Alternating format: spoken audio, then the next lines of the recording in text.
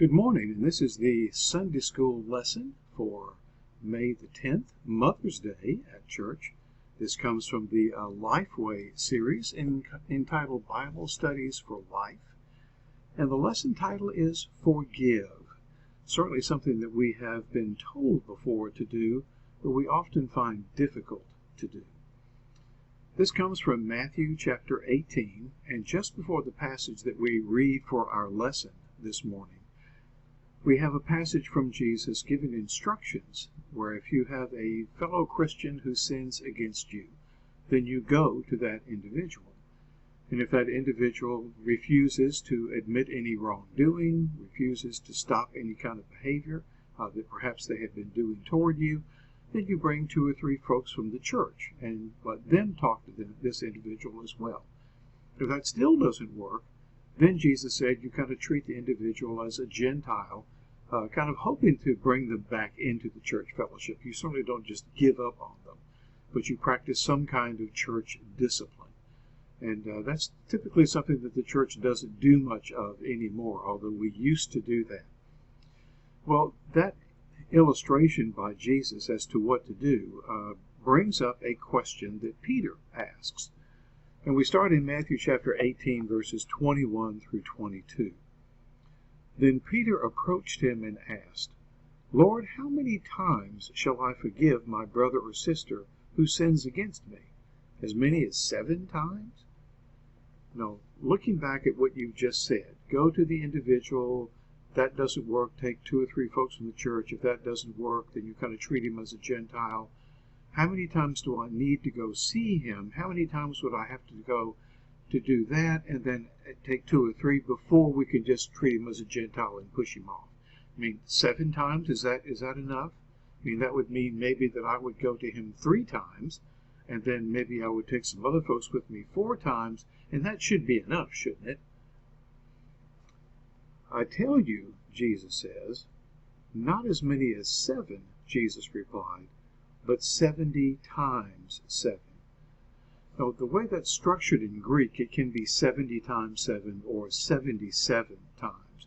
And a lot of translators think that 77 times is probably the more accurate translation. But that's still a lot of times, isn't it? I mean, 77 times, who's going to count that they've done that 77 times? I mean, if all you're doing is counting the number of times you have offered forgiveness to someone, then you're just kind of biding your time, waiting for the opportunity to come when you don't have to forgive anymore and you can treat them like dirt. Now, the lesson writer, too, and I points this out, and I think they're exactly right. The author's exactly right. This doesn't give us license to look at ourselves and go, well, I guess there's probably some good reason why I'm being abused. I guess there's probably some good reason why I'm being oppressed as a member of society. I guess there's some good reason why this is happening or this is happening, and I just need to sit back and take it. That's not what this passage is all about. I think oftentimes in history, Christians have been the ones to rise up and say, whatever is being done is not being done fairly. We are discriminating against some individuals that do not need to be discriminated against. And oftentimes Christians, at least because we are called to care for one another and care for others too, although we sometimes do and we sometimes don't, we should be the ones who are saying, this isn't right, this has to stop. But this is not the situation so much that Peter is talking about. Peter's not talking about being abused by someone else. This is a whole other thing. There's something else that's going on here. So Jesus has made that statement, and it's pretty overpowering. Well, okay, I shouldn't be counting. And then he goes on in verse 23 and following. For this reason, Jesus says, the kingdom of heaven can be compared to a king who wanted to settle accounts with his servants. Here's the king. I've got these servants, and these servants are probably not individuals who are out farming the ground. They probably are royal officials that he has delegated responsibilities to. And so these are individuals who should be doing a good job because they've risen to the position they have, because they have the talent and ability to do a good job. When he began to settle accounts, one who owed 10,000 talents was brought before him. And our lesson writer gives some figures with that. But basically, when you think about 10,000 talents, that would be the equivalent of someone having to work 60 million days. That was their paycheck for 60 million days of work. I mean, it would take roughly 193,000 years of work at a typical job at that time to pay off that kind of loan. And you really wonder, how in the world did he build up a 10,000 talent debt for the king? I mean, we realize what our national debt is, but we realize too that's not just been one individual's messing things over. That has been individuals from both parties over a long period of time creating that kind of national debt. There's no one person that we can bring and say, well, this is the one who's responsible for that. But in this parable, there is one person who can be brought up. And I'm sure when Jesus told this, his disciples, just their eyes bugged out and their jaws dropped open. How in the world does anybody try to repay back 10,000 talents in debt? Since he did not have the money to pay it back, his master commanded that he, his wife, his children, and everything he had be sold to pay the debt. Well, okay, no, you can't pay us back, so I'm going to sell you as a slave and just see what I can get. Sell your wife too, sell your kids as well. Maybe those kids are grown, maybe they have families. We'll sell all of them as well. We're going to sell all the property that you have. And if this is a person who is working for the king, he might have some property, but it's not going to come anywhere close to paying off a 10,000 talent debt. At this, the servant fell face down before him and said, "Be patient with me, and I'll pay you everything." Well, how in the world are you going to do that? I mean, it's going, well, just give me enough time and I can pay this back. Well, you're not going to live 193,000 years to pay back this debt if you just go out there and get a regular job. And certainly because of what you have done, I'm not going to keep you on the payroll. But I think that our lesson writer, other commentaries too, point at the fact that sometimes this is the way that we think. This is sort of the way that maybe some of the Jewish individuals in Jesus' day and time thought. Well, you know, if you just give me some time, I can do lots of good deeds, and they will overshadow the bad deeds that I have done. I can do lots of things that demonstrate my faith to you, and they will overshadow some of the sins that I have committed. So just give me some time, and I can balance the sheet here. I can balance the spreadsheet. It'll be just fine, and it'll be great, and I can make up for all of my sins.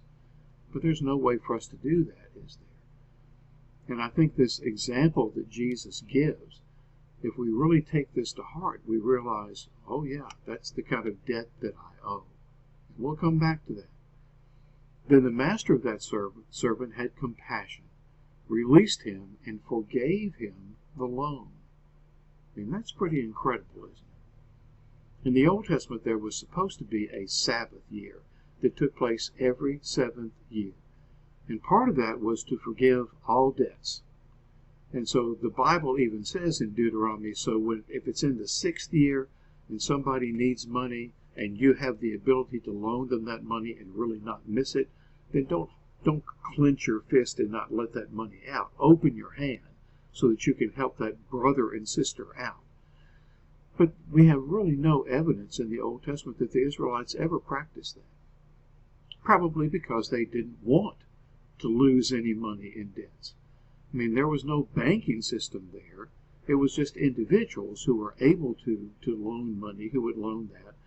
And those individuals would be individuals who would, if they loaned the money and they never got it all back or never got any of it back, it was okay. They still had more than enough. Well, if Israel isn't going to practice that, then they're certainly not going to practice forgiving a loan that's as immense as this. And so to hear that this master of the servant forgave him for that tremendous loan, well, who in the world would possibly do that? Look at all that they are losing. You know, we might get pretty upset if we loan somebody $5 and we don't get it back, or $20 and don't get it back. Here's this person who is giving so much back.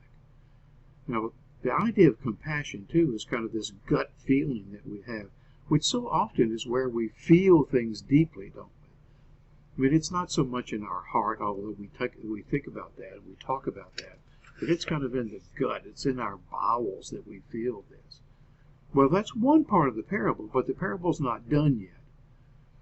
That servant went out, here in verse 28, and found one of his fellow servants who owed him 100 denarii. That's about 4 months' wages. 4 months' wages compared to 193,000 years' wages. He grabbed him and started choking him and said, "Pay what you owe." No, so here he has just been forgiven of this incredibly immense amount of money. And yet he is looking at someone who owes him far, far, far less. And he's going to end up basically just tossing him in jail and saying, well, you'll work it off in jail. Well, how are you going to make money in jail to pay off that kind of debt?